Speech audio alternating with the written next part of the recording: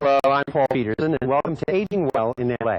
Now, behind me, you see the familiar architecture of the wonderful buildings here at the Veterans Administration facility in West Los Angeles. I got something new to show you. You know, the federal government donated 17 acres to CalVets to make sure that California veterans were well taken care of. And where do you see this place? This is the new CalVets Veterans Home in West Los Angeles. It's a remarkable place. So please stay tuned to Aging Well in LA. I can't wait to show this place to you.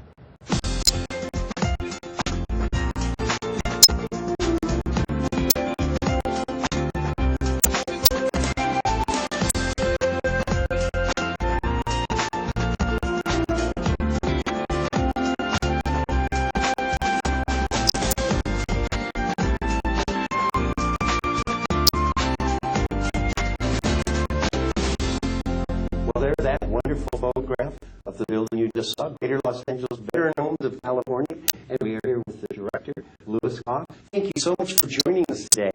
This is the best kept secret in Los Angeles. Well, we're not trying to keep a secret. I know, that's why we're here. People need to know about this. What a wonderful new facility. Tell me a little bit about how the property became available and the building process. Well, the long plan in the process, the legislature passed enabling legislation to sell bonds, so we developed additional veterans homes for veterans in California. Yeah. Mm-hmm. Our first three homes, Yountville, Barstow, and Chula Vista, only covered part of the state, and Speaker Wesson from Los Angeles insisted that we develop the Los Angeles site. And so that was passed through the legislature, and in about 2003, under the Davis administration, we began work on planning this project. And the discussion took place with the VA that is located here at the 405 in Wilshire, basically, West Los Angeles, about the possibility.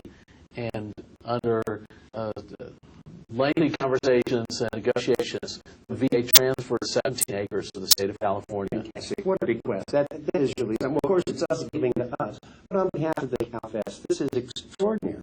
California's done a good job of taking care of our veterans. Well, we're real proud of the service that the veterans have given to us and the protections and the freedoms that we have. So it's a small gift back to them to provide for those that need care, the most vulnerable, the most dependent. Yes, and our senior population, which is, as you know, swelling, of course, they often are in need. With the intake procedure here, I'm assuming some of our viewers are veterans. Is it something you access online? Do you talk to a counselor? How do they get in contact with CalVets and apply for a residential facility like this? We have online presence with calvet.ca.gov. Right, remember that's ca.gov. Right. And so they can come to the website and they can look at the department's website and find out information about the homes. And there's actually an application they can download online. They can call us on the phone. And our main number, 424-832-8202, 8203, go directly into admissions. And so we have several staff there that will work with the person over the phone. And they may come on site to our site here on Nimitz Avenue, right on the VA campus. Everybody in Los Angeles, especially those on the 405, they know these grounds. And so this is not going to be a mystery. It pretty much getting to the 405 and Wilshire is pretty simple. But give me an idea, if you can, in a short space of time, the services that are available here, because I know you're still opening parts of this new building. Only 20% of the building is actually in use this first year, and we're going to open more each successive period of time. So our current services is what we call assisted living residential care. Sure, yeah. So we have 84 capacity for residents right now, and that's essentially full. We've got the last few people coming in the next week or two.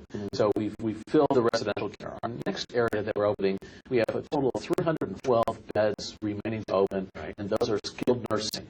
Right, so this is a little more care for people. More care, round-the-clock nursing care, and we're going to open a special unit for those with memory disorders, memory care.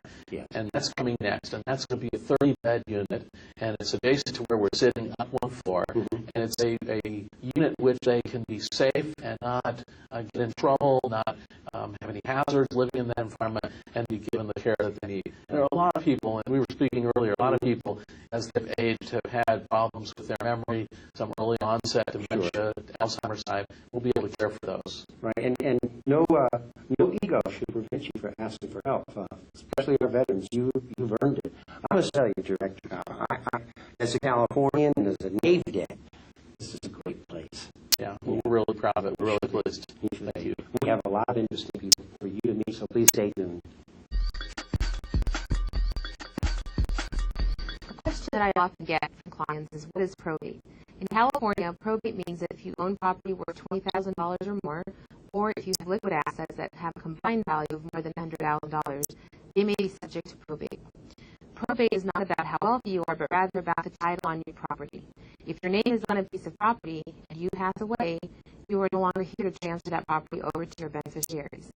Probate involves a judge stepping in to remove the name of a beneficiary who has passed away and replace it with the name of a beneficiary who was named or who intended to receive the property. Going to court for probate is often a very timely and expensive process. In California, probate costs a percentage of the value of the estate at the time of death. Typically, it's 4% of the first $100,000, 3% of the next $100,000, 2% of the next $800,000, 1% of the next $9 million, and 0.5% of the next $15 million. And if you multiply the percentage by the value of the estate, it often costs tens of thousands of dollars just to switch the title out of the name of somebody who passed away into the name of somebody who is living. A will is what people often use to try to avoid probate, when in fact a will is made for probate. A will is your personal instruction to a judge about what you want done with your property in the event of your death.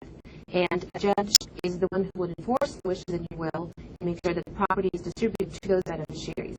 So if a person owns property worth $20,000 or more, or has a combined value of more than $100,000 in a bank, those things would be subject to probate even with a will. The $20,000 limit for probate on property is actually for real property.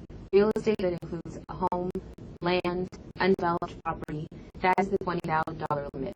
So if the value of death is greater than $20,000, it will have to go to court to remove the name of a decedent from title and put it into the name of the living beneficiary. Selecting an executor for the will is an important choice, and very often people will assume that once they've named an executor for the will to handle things at the time of death, that that person may also have the authority to handle things for them in the event that they are still alive and become very sick. An executor does not have power to act until the time of death. If a person does become sick, it's important to make decisions for who will be helping them in other documents such as powers of attorney. We'll be talking about that in planning for incapacity next time. Welcome back. We'd like to get to know some of the residents here at the California Home for Veterans, which is a unique facility in West Los Angeles, one of only 6. Now, starting at the far end there, thank you. It's so good of you to come here. And next to her, we have John. John, welcome to the Aging Well in L.A. And Archie. Now, I have to tell you, the stories that you have to tell are wonderful. Ms. Taylor, let me begin with you. You went into service in 1942, correct? Correct. Wow. What was that like? Because you have a Spanish surname. It's 1942. Things were different then. Very different. Mm-hmm. I think I'm one of the few women that had a Spanish last name that went into service. I can imagine. And I was raised in Santa Monica. I was born and raised in Santa Monica. My parents were born in Mexico. There were 9 of us, and out of the 9, 6 of us went into the service. Wow, 6 out of 9. So your mom was really a gold star mother. She was. She lost one son in Normandy. Oh, fine. And I also lost my son in Vietnam. Oh. So, you know, we're raised all-American, and we were proud to do that for our country. I understand. Now, John, you came into the United States Navy, right? Right. And what was the year again? In 1942. 1942. Now, discrimination was a real thing, even wartime. Right. And did you go into a special blacks-only unit? Yes. Mm-hmm. Yes. At the end, Mm-hmm. you know. But But even then, you had some trouble. You didn't want to be segregated from everybody else, right? right. But the skipper, he knew how it was, and he tried to make everybody comfortable. That's it. You know, because we had we were reconnaissance, Mm-hmm. and we didn't have no escort or nothing. And from Guadalcanal to Hominado, Japan, we were the first to go into every island, have pictures taken, and everything, and we didn't have no, escort. Wow, no escorts, no defense. Wow. In and out. And Archie, you came into the service in what year? 1960. 1960. So we're talking Vietnam and build-up. Exactly. Gosh. How was it for you in 1960? Did you face those discrimination issues? The things were changing then. Actually, they were breaking down. The segregation had broken down quite a bit. Yes. But I still had a rude awakening going back to Alabama in the early 60s when the marches that were going on. Sure. Those were Freedom Ride days. Freedom Riders and Yeah. so forth. And Sure. my first rude awakening was I got off the bus to get some coffee, and they told me that I had to go to the back of the restaurant. But you ended up, now you played basketball. Yes, I did. I played for the United States Army Outstanding. In an integrated team. and integrated with some of the best college collegiate players in the world. I'll bet you. And that was very nice for me. But I went to a combat outfit when I went overseas, Yes. and they don't like athletes. Oh my gosh. So they put me in a combat outfit, and I was in a combat outfit for 16 months. Wow. And when I came back from overseas, the guys recognized me, and I finished my career with the Army playing basketball. Wow. Amazing. Now you played for Fremont High here in Yes, Southern yes, California. yes, I did. Oh, there were some good clubs back then. Yes, very, very good. We won 2 city championship teams when I was playing. Yeah. Okay. And I remember those days. You know, we're kind of pretty close to the same age here. I turned 18 in 1963, so I have a lot of vets for friends. Now, Ms. Haley, you must tell me, your service was a long time ago. How did you come to know about this brand new facility? It's only been open a year. Well, I had a knee operation last August, and before I was leaving, I always make sure that they know you're going to be all right when you get home. And the social worker was talking to me. Mind you, I lived in Santa Monica and Hacienda Heights, which is close by, all this time, and I didn't know this place was here. So my social worker said to me, you know, they're opening up, they have opened up a brand new building here on our premises. It's the Veterans Retirement Home for West LA. And I said, no, I didn't know. So she gave me a brochure. And then when I got home, I wasn't really, ready to retire totally from my family, but after reading all the information on it, I thought, rather than wait till somebody has to push me somewhere, I'll make it on my own. So I did, and they were very good to me. They interviewed me, and didn't take them too long before they accepted me. Now, what kind of services do you get here? I'm assuming you're working on your knee with physical therapy. Yes. Everything. We have a dining room, and we have waitresses, and we have menus that we can choose food from. We have immediate attention if we have anything go wrong with us. We have our medications supplied for us. We don't have to go to the nice place, or we have a hospital close by that is there for us if we need to have any emergency. We have wonderful nurses that care for us and nurses assistants. We have our nice little rooms. Everyone has a TV in their room. John, how did you hear about this facility? Well, I used to fall a lot. You know, Yes. I was at the clinic, and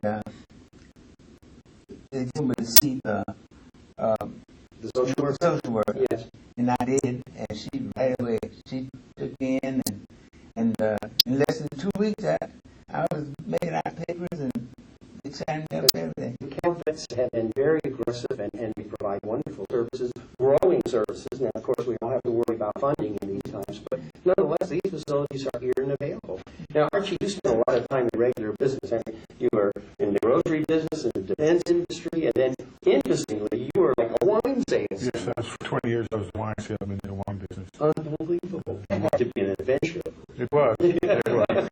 You know, it was one of the best things that ever happened to me because I expanded and went to other places, interesting places. I was in the advertising part of the business. I used to taste wine every Friday. Every Friday, oh, that's good. So, But how wonderful in a time when being a spokesman for something as high profile as the wine community. That's an interesting work experience. yes, it was. Now, you mentioned something to me that I'm a product of my age. I found most interesting that your children were a little alarmed when you made the choice to come here. Oh, they were very apprehensive. They thought that when I told them I broke the news that I was going to come and live here, they were very upset, highly upset about it. About what? About how you're being mistreated by the veterans don't take care of you and neglect you and so forth. And that hasn't turned out to be true. Oh, no. Well, after they visit here, they've changed their mind. Yes. Because this place here is totally what I told them about. I expected it to be very nice. They expected me to be tied up and mistreated, Abandoned adventurers. and the bed's not taken care of and so forth. Well, there is a past, but I think, frankly, the whole country has made up its mind to live up to our promises to our veterans. Well, if I could say something now, Sure. is that this is the best thing that ever happened to me in my life as far as being treated nicely, being taken care of. there's nothing that I want, because they take care of me here. And for the United States Army, the government of the United States, they have taken care of me perfectly since I've been here. And I would not back down from that from nowhere. You heard from the horse's mouth. Not much more to say. Please stay tuned after this important public service announcement. We're here to scientifically prove the end result of riding a bicycle against traffic. The average car weighs 6,000 pounds. The average bicycle with rider weighs 170 pounds. Give or take a few. A typical car traveling 35 miles per hour has 220 times the momentum or energy of a bike rider traveling 10 miles per hour. And if you combine bus pattern, avoid being bus pattern. Right, stop at the light, watch the road. Hey, buddy! Don't you know you should never leave a cooking pan unattended? And a working smoke detector can warn you of a fire. Like the one behind me. Mario! Next time, listen to the ball. Have a smoke detector fire extinguisher to work. How'd you know? All calls.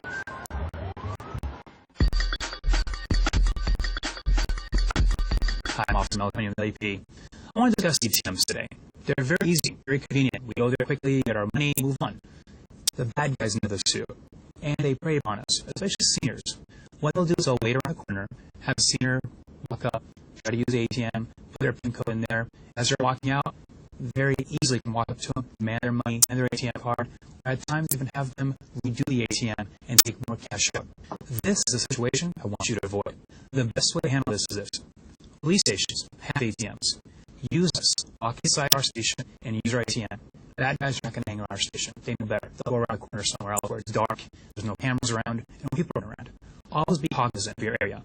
If you're in a location using the ATM and you feel people around you, you're feeling comfortable, immediately cancel your transaction, get your card, make eye contact with the person, let them know you see them, and walk away. If they try to start a conversation with you, say, I have to leave, and walk away. If you have a cell phone, perfect. Grab your cell phone and immediately dial 911. No one should walk up to you while you're at the ATM machine trying to make a transaction. They're just starting a conversation with you that can possibly victimize you.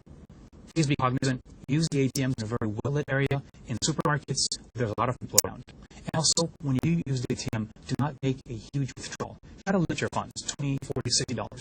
Once they see $200 or $300 from the machine, these suspects will key on you and you'll be a target. If there's any information you might need, please don't hesitate to contact 1-877-ASK-LAPD for our non-emergency. If there's any emergency situation you might have, of course, dial 911. Also want to mention our crime prevention for senior pamphlet. Provide you this information, home information, other types of great crime prevention for seniors. Thank you very much. We have the honor today to visit with the Secretary of Cal Vets, retired Major General Peter Gravett. Thank you so much for joining us, Mr. Secretary. Thank you for having me. What an honor to be in the position you're in. This is a remarkable group of people and the organization. Well, I'm honored to actually be in a position to serve veterans. I've had a focus on veterans for a long time, and now I have the opportunity to do it officially, full-time, assisting veterans. Oh, it's fantastic. And your cabinet is in the middle of a big growth period.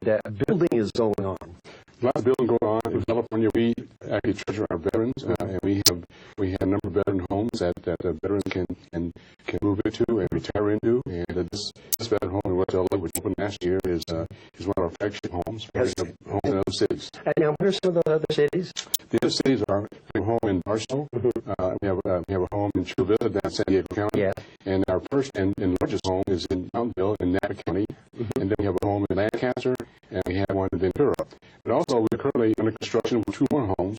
They'll be finished later on this year, first of next year, and that's in Fresno and Benny. These homes are open to all qualified veterans who qualify to come in our homes. We do have openings in this home and other homes. Barstow, our largest home in Yountville has a capacity of about 1,200, and that's our largest home. But they can make applications to any of the homes. And it's important that our veterans who may, or caregivers who may be watching now, understand this. Don't be too prideful. People sometimes need financial help. They need help finding facilities. So it can be overwhelming. But access is as simple as going to the website. If you could give me the website again. It's www.calvet.ca.gov. Right. Okay. So simple to find. Cal Vets Veteran Home. You can ask for a resource book, So this can give you a kind of hand-guide to what's available. What I was struck with, I know this is new and sort of glittering facility, but the fact is, it's the staff and their care and concern for these pets. It's evident every place I've been today. You know, I think the staff here and our other homes wake up every morning and ask themselves, what can I do today to help veterans? And that's the attitude that our staff have. We're very proud of that. Any veteran that enters these homes would know very well that they are well taken care of. The staff, the caring staff, professional staff, and they do all that they can to make the veterans' day a good day. Well, and it's so important. Now, there are all sorts of levels of care. It's not just a residential facility. That's correct. We have several levels of care. Our lowest level of care is called domiciliary, and this is for a veteran who wants to come to one of the homes to retire, but they're not really in a mode where they have medical needs. Right. They can come and live here. They can come and go as they want. They may have a car. They may work part-time someplace. The next level is intermediate care, and that's for veterans that have some medical needs, not many, but some medical needs that the staff can assist them with on a day-to-day basis, and field mission care veterans. And these are veterans that require almost 24/7 attention, and to get it here from doctors and nurses and our staff. So we have various levels, and we accommodate all three. Wait, if a person has, say, short-term medical needs, physical therapy and all the rest, can they access the program here, or is that something that's run out of the federal VA? It's a federal VA. What we do here is if a veteran resides here, then they receive all those services in-house here. Right. And it's convenient to see these buses run all around the place. Well, it is convenient, and so a veteran resides here, they are afforded all the amenities of medical, mental, and recreational care that they would get anywhere else. And lots of recreation. I was hearing that people go out on field trips and stay busy. This is an active home. It's not a home where we keep veterans in warehouse in. This is an active home. We do have a lot of activities. They go out on buses. They go to ball games. Right. They go to concerts. They do a lot of different things. Well, as a Californian, I'm so proud of this. You know, we always wonder where the heck did those tax dollars go. Well, this is a pretty fantastic facility. It's a good facility. Our Governor Brown is a strong proponent of veterans, and he wants to make sure that veterans are well cared for. When he appointed me as Secretary of Veterans Affairs, he challenged me to make sure that his veterans, he called them his veterans, the state of California are the best care for veterans in the nation. And I have to tell you that we have more veteran homes than any other state. Right. And California is the most popular state. So therefore, it's a reason that California will have more veterans than any other state. We do. We have over 2 million veterans in the state. Wow, I was thinking already today I met a lady who was from the Second World War, a fellow from the Korean War, a fellow from Vietnam. It's just amazing. And it is. And what takes place here is relationships, because our old veterans are talking to our younger veterans. They can share stories. It's important. It's important that they share information they can bond with each other. And we have veterans that from the early World War II years to veterans that are a lot younger. You mentioned a word that I want to take care to emphasize. This isn't warehousing. Families are welcome here. We have kind of open visitor hours. The food's good. The food is fantastic. I visit there quite a bit, and I sit and have lunch with the veterans when they come. The first thing I ask them about is how's the food. It's always good. It's top-notch the food. But yeah, family can come here and visit, and we do. This home allows for single veterans and also couples. It allows for couples if one is a veteran, the other spouse can be non-veteran. That's so important. We met a wonderful guy, and he said when he checked in here 5 months ago, he weighed 181 pounds, and now he's at his playing weight, 201 pounds. We have to be careful with that. Yeah. He's enjoying our food a little bit too much, so we're going to make sure that we introduce his food and the food that's going to cause him to. This is old ball players, Well, Mr. Secretary, it's been an honor to have you here with us on Aging Well in LA, and continued success and good luck. Well, thank you very much, and just know that any veteran in California can make application to one of the homes. Remember the website, plenty of resources available to you that you might not have even considered. Thank you again for joining us on Aging Well in LA.